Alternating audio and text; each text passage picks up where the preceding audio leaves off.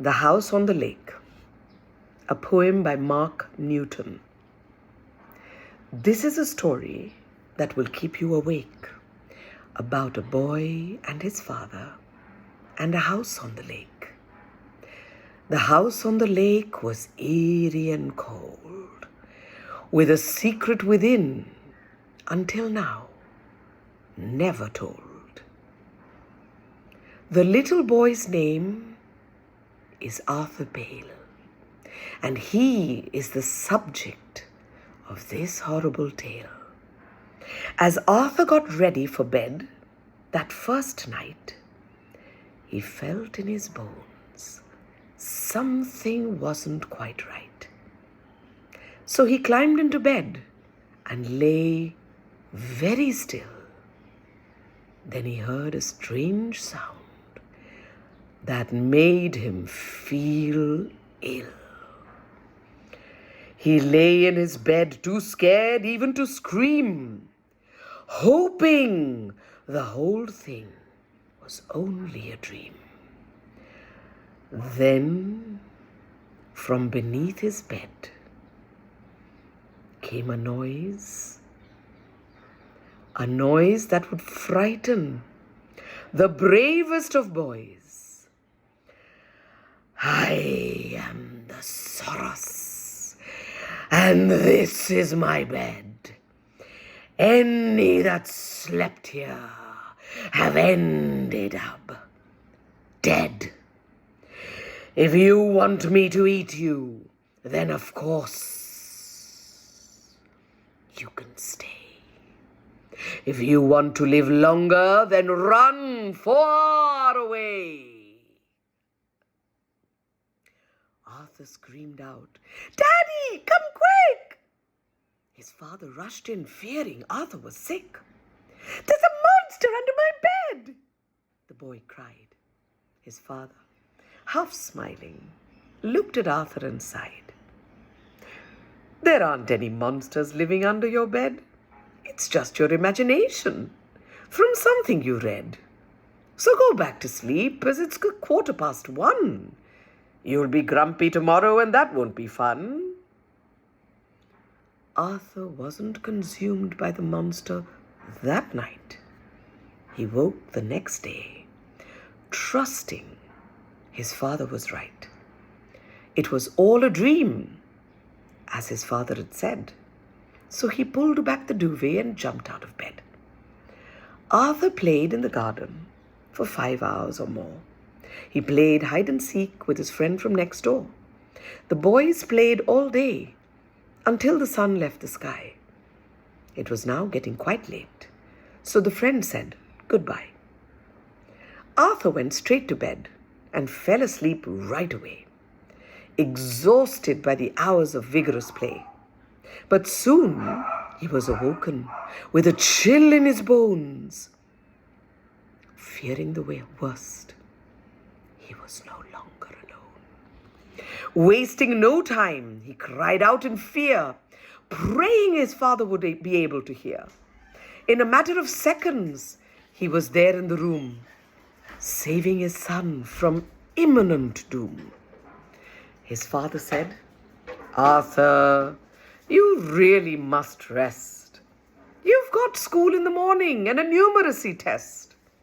There aren't any monsters. They're just tricks of the light." And he gave him a hug and he kissed him goodnight. Again came the Soros from under the bed. "You did not take heed to the warning," he said. "If you're still here tomorrow, I will eat you without fail, and no one will see you again, Arthur Pale." In the morning, poor Arthur was in total despair. He was going to be eaten, and that didn't seem fair. He must make his father believe in his plight, that the Soros might eat him that very same night. Again, Arthur's father showed little concern, not knowing the terrible lesson he'd learn.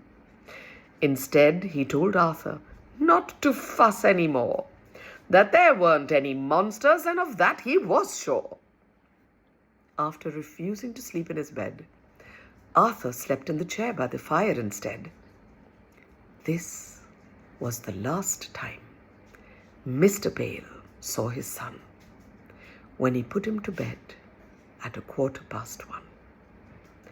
When Arthur lay sleeping, the Saurus arose. He ate the poor boy from his head to his toes. As with the children before, he ate Arthur's coat, an action explained in the note that he wrote. Dear Father, I'm writing this note to explain that I've taken my coat 'cause it's pouring with rain. I'll be gone for quite a while, but please don't be sad. Just try to remember the good times we had. I did try to explain, but despite all my trying, you did not believe me. You thought I was lying. The monsters are real. They are not in my head. They live in my room and are under my bed. Enclosing the Saurus signed Arthur's name, then slipped back under his bed once again. He knew as he picked his teeth, before long, Mr. Pale soon would enter to find his son gone. When Mr. Pale came in the next morning, he discovered his son had gone without warning. After he read the note, he cried, "Oh, what have I done? I wish I'd listened to my poor troubled son." He waited for Arthur till 50 years passed. In that house, all alone, Mr. Pale breathed his last. In a chair by the fire, they found the boy's father with a note that read simply, "Come back soon, Arthur." The house stood for years, undisturbed and forgotten. Like the secret it kept, the woodwork was rotten. Then one day, as the north wind blew fierce and cold, there appeared a sign in the garden that said, "Sold." This is a story that will keep you awake, about a girl and her mother and a house on the lake. The house on the lake was eerie and cold, with a secret within, until now, never told.